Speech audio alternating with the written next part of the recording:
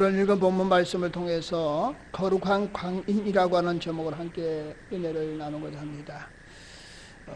어느 날 군대에서 이제 우리 남자분들은 군대 갔다 오시면 잘 아는데 대대장이 사병을 이제 검열하는 그런 시간이 있었답니다.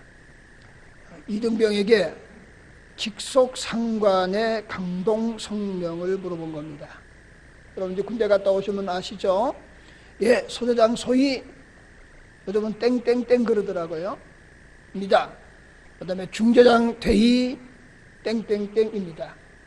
그렇게 대답하고는 대대장하고는 이등병이 가만히 있는 거예요. 대대장이 다시 묻는 거예요. 야, 기관 대대장 이름이 뭐냐고 라고 물었더니 이등병이 대대장을 향하여 씩 웃으면서 자기면서, 좀 잘 이해가 안 가나요? 본인이면서 이 얘기를 자기면서 라고 말을 했답니다. 여러분 군대 갔다 오신 분 만약에 그랬다면은 그 이등병은 옛날식으로 말하면 영창감이에요. 근데 이 대대장이 좀 너그러우셨던 분 같아요. 웃으면서 자기를 향하여서 자기면서 하는 그 모습이 너무 귀엽게 보인 거예요. 그래서 대대장이 정말 소탈하게 그냥 환하게 웃었답니다. 그랬더니 여러분 뭐 부관들 비롯해서 중대단들 소대단들 얼마나 긴장했겠어요. 대대장이 격이 없이 웃으니까 다른 분들도 크게 웃었다. 그래요. 여러분 저는 이걸 생각하면서 이렇게 생각해 봐요. 여러분 우리의 소속이 어디에 있는가 하는 거예요. 이제 막 추석을 지났는데요. 여러분 추석에 우리의 가정이 또 우리의 일가 친척이 하나의 공동체고 소속인 줄로 믿습니다. 하나님의 사람들은 가족과 정말 좋은 유대관계를 맺을 수 있는 은혜가 있기를 소망해요. 그게 깨어지면은 불행한 것이다 그런 거예요. 또 이제 신앙적으로 보면은 하나님이 우리의 주인이 되시는 줄로 믿습니다. 하나님이 우리의 주인이에요. 우리는 그의 백성임을 고백할 수 있기를 소망하고, 이 시간에 우리 말씀 듣기 전에 우리 서로 인사하는데요. 여러분 그냥 대대장 원칙으로는 영창본에 이래야 된다고요. 근데 환하게 웃었던 것처럼 오늘 좀 마음의 문을 탁 내려놓고 웃으면서 옆에 분과 인사하실 때 주 안에서 사랑합니다, 축복합니다 한번 인사합니다.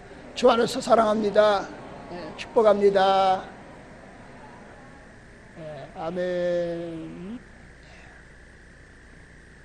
제가 언젠가 한번 이런 말씀을 드렸어요. 설교는 귀로 듣는 것이 아니라 눈으로 듣는 것이다. 또 설교는 마음으로 듣는 것이다. 그렇게 말씀을 드렸던 기억이 납니다. 여러분 동물 가운데 여러분 카멜레온이라고 하는 동물 아시죠? 생존을 위해서 주변 환경의 색상을 이제 바꾸는 거예요. 여러분 그에게는 어떤 무기도 자신을 보호할 수 있는 능력도 없습니다. 또 느려요. 근데 단지 주변 환경의 색상에 자기의 몸을 색깔을 바꾸는 그런 동물이에요. 그런 관점에 볼 때에 여러분 우리의 삶의 현장에서 그리고 신앙의 현장에서 여러분 마치 카멜레온처럼 살아가고 있지는 않은가? 그게 우리들의 모습이 아닌가? 또 나의 모습이 아닌가? 한번 생각해 볼 필요가 있는 것 같아요. 왜 이런 말씀을 드리냐면은 오늘 본문 사도행전 26장을 읽었어요. 거기에 바울이 로마로 죄수의 몸으로 이송해 가면서 세 사람, 정말 막강한 권세를 가지고 있는 세 사람을 만나고 그들과 대하는 내용이 오늘 본문의 내용입니다. 그런데 바울은 이제 오늘 본문 읽은 마지막 절에도 그렇게 기록되어져 있어요. 이에 아그리빠가 베스도에게 이르되 이 사람이 만일 가이사에게, 로마 황제예요, 이 가이사에게 상소하지 아니하였더라면 석방될 수 있을 뻔하였다 하니라. 그러니까 지금 그들의 고난으로 누구를 석방해 줄 수 있다는 겁니까? 바울을 석방해 줄 수 있다, 그거예요. 그런데 바울은 생존을 위해서 색깔을 바꾸는 것이 아니라, 생존을 위해서 타협하거나 여러분 변질되는 것이 아니라, 그들 앞에서 당당하게 하나님의 말씀을 증거하는 거예요. 그 사람의 이름이 누구냐? 유대인의 왕 아그리빠예요. 또 로마 총독인 벨릭스와 베스도라고 하는 사람 앞에서 바울은 타협하지 않고 굴하지 아니하고 하나님이 자신에게 명령하신 그 말씀을 절대 권력자 앞에서도 가감없이 선포하는 바울의 모습, 오늘 우리들의 모습이 될 수 있기를 소망합니다. 그런 관점에서 첫 번째는 이런 말씀입니다. 여러분, 주님의 말씀, 주님의 우리에게 명령하신 것을 순종하는 것이 능력이다. 오늘 19절에 이렇게 말합니다. 하늘에서 보이신 것을 내가 거스르지 아니하고. 자, 거스르지 아니했다는 것은 뭘까요? 절대 권력자 앞에서 타협하지 아니하고 하나님이 명령하신 것을 순종했다. 여러분, 신앙의 능력은 어떤 것인가? 그 사람 신앙생활 잘해, 그 사람 능력 있는 사람이다, 신앙의 능력을 가지고 생명력을 가지고 신앙생활하는 사람이다 라고 말할 때에 그런 사람을 뭐라고 말할 것인가? 어떻게 정의할 것인가? 그러면은 아주 간단해요. 주님의 명령에 순종하는 사람이 능력 있는 사람입니다. 자신의 생각, 자신의 계획, 자신의 어떤 것들이 앞서는 사람, 그게 그리스도의 아름다운 모습, 그리스도인의 아름다운 모습이 아니라 그 사람은 하나님이 명령하신 것, 주님이 명령하신 말씀을 그대로 순종하는 사람, 모든 것들을 내려놓고 주님의 말씀에 무릎을 꿇는 사람이 능력 있는 사람이다. 그래서 바울은 베스도, 그 다음에 벨릭스, 아그리빠에게 이렇게 말씀합니다. 오늘 본문을 읽지 않았지만 17절, 18절 말씀에 그는 이렇게 말합니다.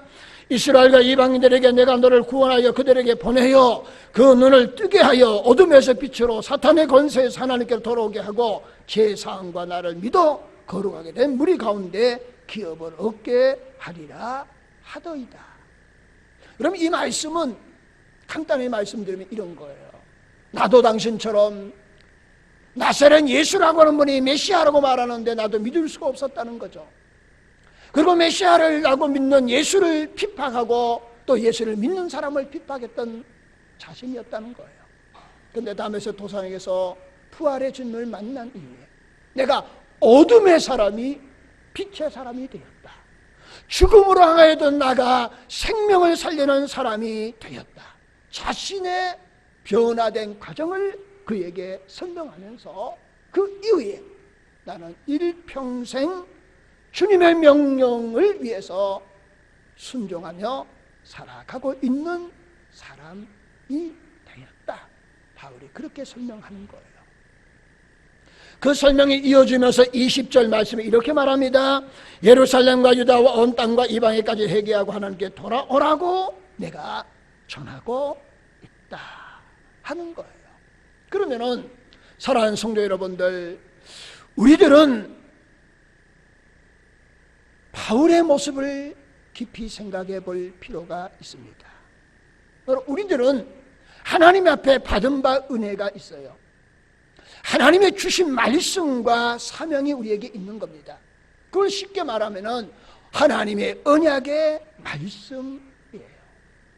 그 하나님의 언약의 말씀 받은 바 은혜, 그 은혜를 평생 하나님 말씀에 순종하며 살아가는 삶을 살아내야 합니다.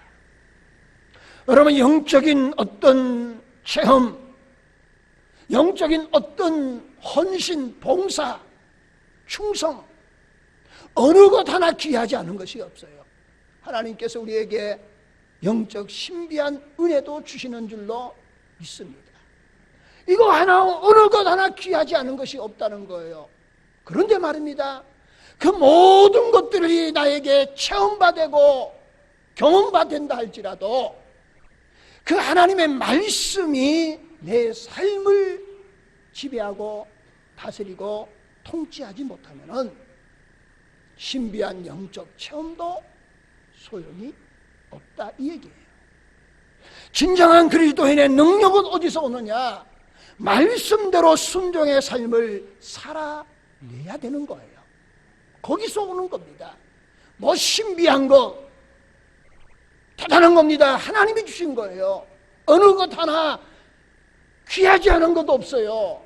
그런데 그것도 내가 하나님 말씀대로 삶을 살아내지 못하면 아무런 소용이 없다. 그래서 순종의 삶이라고 하는 것은 내 모든 것을 내려놓지 아니하면 결코 불가능한 거예요. 내가 순종한다고 하면서도 내 생각과 내 이치에 맞으면 순종하는 거예요. 그러나 내 생각과 내가 추구하는 가치관과 다르면 그건 아니라고 말하는 거예요. 그게 과연 진정한 순종일 것인가? 아니라는 겁니다. 오늘 저와 여러분은 바울이 절대 권력자 앞에서 얼마든지 타협을 하고 얼마든지 자신의 어떤 안위를 위해서 할 수 있는 위치에 있음에도 불구하고 다윗은 하나님이 다메섹 도상에서 부활의 주님이 자신에게 명령하신 바를 그들 앞에서 당당하게 말하는 그의 모습 속에서 오늘 저와 여러분들은 내 세속적인 생각을 내려놓고 하나님 말씀에 순종하는 삶을 살아내는 능력 있는 그리스도인이 될 수 있기를 소망합니다. 이런 삶을 살아내지 못하면 여러분 절대로 하나님 앞에 칭찬이 없다는 사실을 우리는 기억해야 돼요. 때로는 순종의 삶을 살아갈 때에 우리에게 얼마나 어려운 일들이 있는가를 바울은 우리에게 고백하고 있어요. 본문 21절에 바울은 이렇게 말합니다. 유대인들이 성전에서 나를 잡아 죽이고자 하였으니 라고 말하는 겁니다. 자, 우리식으로 말하면은 하나님 말씀에 순종하는데 평탄하고 형통한 길이 있어야 될 거 아니에요. 근데 바울의 길은 결코 그런 길이 아니었다는 겁니다. 바울은 옥에 갇히기도 했습니다. 매를 맞기도 했어요. 40에 하나 감하는 39대의 매를 여러분 3번이나 맞아서 그냥 사람들이 생각하기에 바울은 죽었다고 생각할 정도로 떡이 됐어요. 그러며 오늘 성전에서 그를 죽이러 가는 사람들의 위협이 수시로 수없이 그에게는 많았다는 거예요. 그럼에도 불구하고 바울은 그 모든 것들을 극복하면서 하나님의 말씀, 주님이 나에게 주신 사명, 하나님의 말씀을 내 삶의 현장에서 순종하며 살아내는 삶을 살아는 바울의 모습 속에서 오늘 우리들도 이런 하나님의 은혜를 구하는 저와 여러분이 될 수 있기를 예수님의 이름으로 축원을 드립니다. 그래서 여러분 하나님의 도우심 가운데 주님 우리에게 명령하신 순종의 삶을 살아내는 능력 있는 그리스도인의 삶을 사시기를 예수님의 이름으로 축원을 드립니다. 두 번째는 바울이 오늘 24절 말씀을 통해서 이렇게 말합니다. 모든 사람이 나와 같이 되기를 원합니다. 이 얘기를 다른 말로 말하면 이런 겁니다. 우리가 본받아야 될 분은 오직 한 분, 예수 그리스도밖에 없는 줄로 믿습니다. 그런데 바울은 서신서를 통해서 여러분 고린도, 에베소, 수많은 데살로니가 교회 이렇게 서신서를 쓰면서 바울은 이런 관점에서 말을 합니다. 내가 예수를 본받은 것처럼 너희들도 나를 본받으라는 거예요. 자, 이 말이 잘못하면 얼마나 오해가 생길 수 있는 말일까요? 요즘식으로 말하면 이당성이 있는 얘기일 수 있어요. 그런데 예수님은 지금 현존하지 않고 있잖아요. 육신의 몸은 안 계시잖아요. 그러니까 바울이 서신서를 통해서 그들이 본받아야 될 예수의 모습이 자신에게 있다는 거예요. 그래서 나를 본받는 자가 되라. 그걸 우리식으로 말하면 모든 사람이 나와 같이 되기를 원하노라. 여러분, 우리가 이런 성도가 될 수 있기를 소망해요. 여러분, 내 가정에서 내가 아버지든 어머니든 아니면은 누구이든 간에 내 가정에서 나를 통해서 예수의 모습이 드러나야 되는 줄로 믿습니다. 그래야 신앙의 교육이 되는 거예요. 그래야 가정이 예수 그리스도의 가정이 되는 거예요. 여러분, 직장생활 하는데 그 직장생활 가운데서 나를 통해서 불신자들이 예수 그리스도를 발견하는 은혜가 있기를 소망해요. 그게 나와 같이 되기를 원하노라고 하는 말이에요. 사업의 현장에서 직원들에게 여러분, 악덕 기업인이 아니라 여러분, 예수를 닮은 사장님이라고, 예수를 닮은 대표라고 드러내야 되는 줄로 믿습니다. 여러분, 교회 생활도 마찬가지예요. 저분 말씀하시는 것은 예수님이 말씀하시는 것과 같다라고 생각할 수 있는 믿음의 사람들이 될 수 있기를 소망해요. 저번 얘기하면은 무슨 얘기인지는 내가 이해할 수 없고 그 뒤에 무슨 음모가 있는지 알 수 없고 그게 사실인지 아닌지 팩트인지 아닌지도 생각할 수 없다고 한다면 여러분, 그분의 말을 어떻게 믿을 수 있겠느냐 하는 거예요. 다시 한번 바울로 돌아가 볼 거예요. 바울은 세상의 권세를 가지고 있는 사람입니다. 그들 앞에서 당당하게 너희들도 나와 같이 예수를, 우리식으로 말하면 예수를 믿기를 원하노라. 나중에 제가 한번 설명을 드리지만은요, 자, 여러분, 베스도 총독은 바울에 대한 사전 지식이 다 있었어요. 바울은 바리새인파다. 그 다음에 가말리온 수제자다. 헬라어를 유창하게 구상하는 그런 엘리트다. 그러면서 그는 로마 시민권을 가지고 있는 사람이었다는 거예요. 그랬던 그가 담에서 도상에서 부활의 주님을 만났다 그러더니 이 사람이 미친 사람이 되었다라고 그는 말하는 거예요. 여러분, 이제 유대인의 왕 아그리빠는 유대인의 왕이에요. 유대인입니다. 유대 예루살렘에 일어난 사건을 누구보다도 잘 아는 사람이었습니다.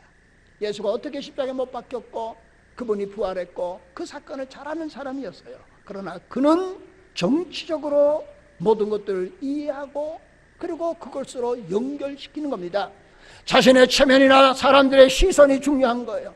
자신의 신분이라든가 여러 가지 것들이 중요해서 결국은 여러분, 아그리빠도 바울이 전한 복음을 받아들일 수가 없었다는 거예요. 이런 그들에게 바울은 이렇게 말합니다. 예수 그리스도의 십자가의 사건은, 그 예수 그리스도의 십자가의 승리의 이 복음은 한쪽 구석에서 비밀하게 일어난 괴담이 아니라는 거예요. 그러면서 바울은 그들에게 너희들도 나와 같이 되기를 원하노라 하는 말의 의미는 이런 의미가 있는 거예요. 너희들이 지금 세상의 권력, 명예 다 잡고 있는 거예요.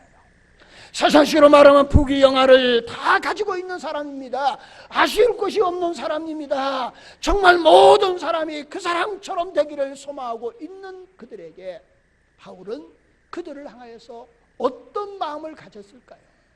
지금 바울은 고난 중에 있습니다. 예수의 몸으로 끌려가는 신세예요. 그런데 그들에게 당신들도 나와 같이 되기를 원하노라, 이게 앞뒤가 맞는 얘기일까요? 결코 그런 얘기가 아니잖아요. 바울은 이렇게 그들에게 말하는 거예요. 너희가 지금은 세상 부귀영화 다 가져 있지만은, 그러나 세상 부귀영화는 꽃과 같고 풀과 같아서 마들고 시들고 떨어지고 언젠가는 아무것도 아닌 날이 오게 될 것이다. 우리에겐 영원한 하나님의 나라가 있다. 그 영원한 하나님의 나라의 왕권을 가지신 그 주님이 나를 맞이해 주실 때 우리는 그 영원한 하나님의 나라에서 지금 당신이 누리는 부귀영화와 비교할 수 없는 영화로운 하나님의 은혜가 우리에게, 나에게 있다. 그거예요. 세상의 부귀영화와 하나님의 나라의 부귀영화는 비교할 수 없다는 거예요. 현재에 관한 장차 나타날 영광과 좋게 비교할 수 없다는 거예요. 그러므로 너희들도 지금 도처에 있는 세상 부귀영화 그것 잠깐 있다고 없어지는 건데 영원한 것을 나와 함께 나같이 가지기를 원하노라. 별로 제가 설명을 잘 못했나요? 나와 같이 영원한 하나님의 영광을 너희들도 가지기를 원하노라. 나와 같이 되기를 원하노라. 여러분, 바울은 그들에게 그렇게 고백한 줄로 믿습니다. 오늘 저와 여러분이 이렇게 한번 생각해 볼까요? 내 주위에 세상 권세를 가지고 있는 사람들이 많아요. 주도권을 가지고 있는 사람들이 많아요. 내 마음대로 할 수 있다고 생각하는 사람들이 많아요. 여러분, 그러나 그것도 세상 지나고 세월 지나면 영원하지 않는 거예요. 영원한 것은 하나님의 은혜밖에 없는 줄로 믿습니다.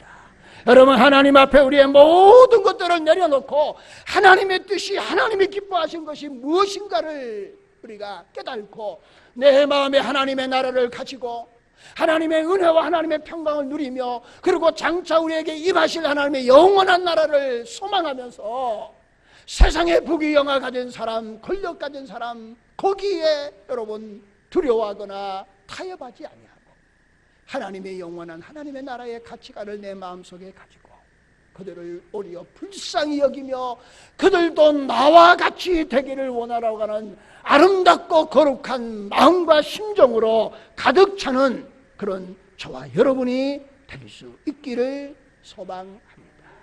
그래서 바울처럼 나처럼 너희가 되기를 원하는 것처럼 여러분 좀 전에 말했던 것처럼 가정에서도 자녀들에게 직장과 사업장에서도 동료와 또 부하 직원들에게 여러분 우리가 삶으로 행동으로 예수 그리스도를 드러내는 하나님의 사람이 되기를 소망합니다.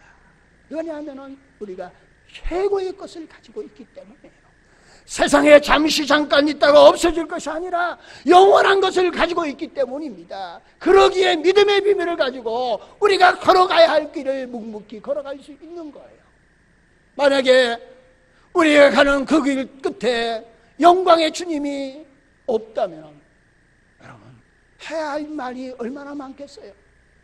그러나 해야 할 말들을 내려놓는 것이 영광의 주님이 나를 맞이해 주실 것이고 그분이 잘하였도다 착하고 충성된 종이라고 칭찬하실 그날을 바라보며 하나님 나라의 비전을 가지고 우리가 내 삶의 현장에서 작은 예수로서 살아가야 될 줄로 믿습니다. 여러분 이런 삶을 살아가지 못하면 말이 좀 이상한 얘기지만은 그러잖아요. 예를 들어서 직장 동료에게 아니면은 회사에 자기가 대표인데 직원들에게 교회 가자고 그러면은 여러분 예수의 흔적이 없는 사람이라고 그러면은 속으로 그럴 거 아니에요. 너나 잘해. 그게 얼마나 하나님 영광 가릴 거예요. 세상 부귀영화 영원하지 않음을 기억하는 하나님의 은혜와 복이 있기를 소망합니다. 그러면 여기서 우리가 놓치지 말아야 될 것이 마지막 절 제가 읽었잖아요. 가이사에게 상소하지 아니하였더라면 석방될 수 있을 뻔하였도다. 우리들이 당신을 풀어줄 수 있었다. 그런 말씀 아니겠어요?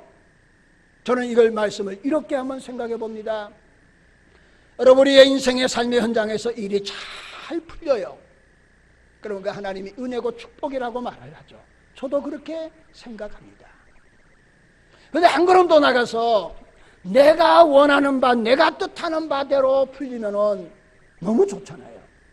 예를 들어서 이제 추석을 맞이했는데 예를 들어서 뭐 고부간의 갈등이든지 뭐 어떤 간의 갈등이든지 예를 들어서 며느리가 내가 원하는 식의 답을 해주면 얼마나 좋겠어요. 근데 며느리가 아니 시어머니가 내가 원하는 식으로 답해 줄까요? 말해 줄까요? 사실은 그건 자신의 바람이에요. 그런데 만약에 그렇게 얘기를 해주면 얼마나 좋겠습니까? 그런데 우리가 여기서 우리가 놓치지 말아야 될 것이 있어요. 세상의 일이 잘 풀린다고 그게 그게 과연 복이겠느냐 하는 거예요. 복이 아닐 수 있다는 사실을 깨달아야 합니다. 오히려 그게 하가 될 수 있어요. 근데 반대일 경우도 있습니다. 내가 원하는 대로 바라는 대로 기도한 대로 풀리지 않아요. 고난과 환난이 많아요. 그게 여러분 저주의 길일까요? 아니에요. 그 길이 은혜고 축복의 길일 경우가 더 많다는 거예요. 제가 오늘 본문을 다시 한번 증명해 볼까요? 여러분, 바울은 예수의 몸으로 어디로 가야 됩니까? 로마로 가야 합니다. 만약에 여기서 풀려나면 바울은 로마에 못 가는 겁니다. 그러면 로마의 복음이 전파되지 못하는 겁니다. 그러면 전 세계를 복음화시키지 못하는 거예요. 예수의 몸으로 풀릴 수 있는 기회가 여러 번 있었지만은, 그러나 그가 예수의 몸으로 로마에 갔더니 결국은 로마가 복음화된 거예요. 여러분, 이런 관점에 볼 때에 여러분, 하나님의 뜻과 사람의 뜻은 다르다는 겁니다. 우리 인간이 하나님의 뜻을 다 이해할 수 없다는 사실을 기억할 수 있기를 소망합니다. 제가 이 말씀을 드리면서 지금 드리는 얘기는 사실 제가 설교 본문에 얘기하지 않으려고 했던 내용이에요. 그러나 당회에서 간고 시간이든 조금 얘기했으면 좋겠다 해서 제가 덧붙여서 얘기를 하는 겁니다. 여러분, 바울이 로마에 가야 되는 거예요. 예수의 몸으로 가든 어쨌든 가야 그 로마가 복음화 된다고 생각되어질 때에, 여러분, 저는 이제 제주평안교회에 하나님의 은혜 가운데 만 12년 1개월을 목회하고 오늘 설교는 내려놓습니다. 많은 분들이 총회 사무총장 출마하고 그리고 4명의 경선 과정에서 어렵게 제가 당선돼서 떠납니다. 2가지 반응이 있는 것 같아요. 우리 목사님 잘 돼서 가신다, 그렇게 생각하시고, 이번 주까지 설교하시고 그냥 뒤돌아보지 않고 가신다고 생각하시는 분도 있을 것만 같고요. 또 한 분은 그렇게 생각해요. 아직 목사님이 원래 사무총장 되면은 이제 교회를 정리하는데 한 6개월 정도 시간에 배려를 해줘요. 근데 이렇게 금방 끝났는데 왜 목사님을 그렇게 좀 소원하게 빨리 보내느냐, 그래서 소원하신 성도님도 있는 것 같아요. 근데 제가 분명히 말씀드리지만은, 여러분, 바울이 로마에 가는 것이 하나님의 뜻인 것처럼, 그 주위에 있었던 사람이 하나님의 뜻을 다 이해하지 못했던 것처럼 저에게도 동일한 하나님의 사명이 있기에 저는 사무총장으로 간다는 사실을 설명드리고자 하는 거예요. 여러분 보세요. 제가 제주평안교회에 있으면은 특별하게 제가 문제가 없는 한 70세까지 제가 정년을 보장하고 위임 목사로서 목회할 수 있습니다. 하나님이 허락해 주셔야 되겠지만 말입니다. 근데 보세요. 제가 원래 나이가 59살입니다. 59세예요. 사무총장 정년이 그 연한이 3년입니다. 3년 후에 또 선거해서 또 한 번 하면은 6년밖에 못합니다. 제가 손꼽아 볼까요? 6년을 하나님 은혜가 하고 나면은 저 나이가 64세입니다. 64세의 나이에 누가 저를 청빙하겠습니까? 제가 개척한들 64세에 힘있게 개척할 수 있겠습니까? 저는 가시밭길이에요. 저 개인적인 생각을 하면은 사무총장 나갈 아무런 이유가 없습니다. 근데 왜 목사님 사무총장 나갔습니까? 라고 물으신다면은 교단적인 아픔이 있는 거예요. 저희 교단이 모든 교단을 통틀어서 저희 교단이 3대 교단입니다. 여러분 아시죠? 교단 가운데 제일 큰 교단, 감리교, 순복음 다 합쳐서 제일 큰 교단이 합동측이에요. 그게 한 12,000에서 3,000 교회가 됩니다. 통합측 2번째예요. 10,000교회 플러스 마이너스 됩니다. 그 다음에 저희들이 7,500교회입니다. 근데 저희 교단이 교단을 통합했어요. 저희들이 한 5,000교회, 6,000교회 육박하던 저희 교단이 한 1500교단 되는 교단하고 하면서 3년 동안 통합하고 3년 동안 교단이 계속해서 다툼과 싸움으로 일관했어요. 답이 없고 해답이 없었어요. 여러분, 하나님이 저에게 그 편한 길보다 나에게 또 제가 기도할 때마다 하나님이 그 어려운 과정을 6년 과정 동안에 저에게 그걸 마무리하라고 하는 사명을 주신 거예요. 저는 가고 싶지 않은 길이지만 하나님이 명령하니 저는 그 길을 가는 겁니다. 여러분, 저희가 장로님에게 그런 말씀을 드렸어요. 저희 연봉을 공개했습니다. 사무총장 연봉을 공개했어요. 지금 제가 받는 차량 사택 제공보다 더 연봉이 낮습니다. 제가 이런 얘기를 한 적이 없어요. 근데 오해해서 우리 목사님 좋은 데로 간다, 뭐 한다 그러시는데 결코 아니에요. 그 다음에 정리하는 과정에도 여러분 당회와 충분한 소통을 했습니다. 그러니 여러분 이해하시고 앞으로 제가 한 가지 부탁을 드린다고 하면 이런 부탁을 드리고 싶어요. 이제 강구 시간에 말씀하지만은 후임 목사님 이제 청빙하는 것은 제가 전혀 관여하지 않습니다. 강구 시간을 제가 설명할 거예요. 근데 그 위원장이 누구시냐? 우리 조양희 장로님이세요. 제가 한 가지 당부합니다. 제가 사무총장 출마하면서 그 전에 이런저런 사실과 다른 여러 가지 얘기를 말하신 분들이 있어요. 참 저의 마음을 아프게 했습니다. 그런데 이제 그 모든 것들을 제가 가슴에 안고 갑니다. 이러니 저러니 말하지 않아요. 그런데 한 가지 부탁드리는 것은 저에게 했던 일들을 멈추시고 우리 조양희 장로님 위원장이 되시면은 이러니 저러니 확인되지 않는 얘기를 가지고 또 결정되어진 일들에 대해서 마음에 드니 안 드니 얘기하지 마시고요. 여러분 멈추시고 힘을 실어주시고 기도해 줄 수 있기를 소망합니다. 이거 안 되면은요 교회가 혼란이 오는 거예요. 제가 꼭 당부드리는 겁니다. 여러분 결정하다 보면은 어떻게 모든 교인들의 식성에 다 맞게 할 수 있겠습니까? 그 다음에 두 번째 말씀은요, 여러분 좀 듣기 거부하시더라도 마지막으로 말씀을 드리는 거예요. 우리 교회가 뜻하지 않게 제가 볼 때에 여러분 조금 텃세가 있는 교회예요. 여러분 내려놓을 수 있기를 소망합니다. 여러분은 생각 없이 한 말이지만은 그러나 새로 들어오신 분들은 그게 가슴 깊이 빗으로 꽂혀요. 그러니까 본인들은 내가 그들에게 어떤 상처를 줬는지 모르는 거예요. 아무리 얘기해도 몰라요. 근데 부지 중에 한 얘기들이 새로 들어온 중직자들이나 기존 성도들에게 얼마나 아픔과 상처를 준다는 사실을 여러분 정말 깊이 생각할 수 있기를 소망합니다. 별로 아멘이 없으신 것 같아요. 그거 안 하시면 제가 낙하산 타고 다시 제주평안교회 올 겁니다. 점프해서 올 거예요. 저 농담이지만은 사무총장의 일이 뭐예요? 7,500개의 교회 문제 생기면 그 문제를 전체 책임지고 해결하는 사람이 사무총장이에요. 그게 저 역할이에요.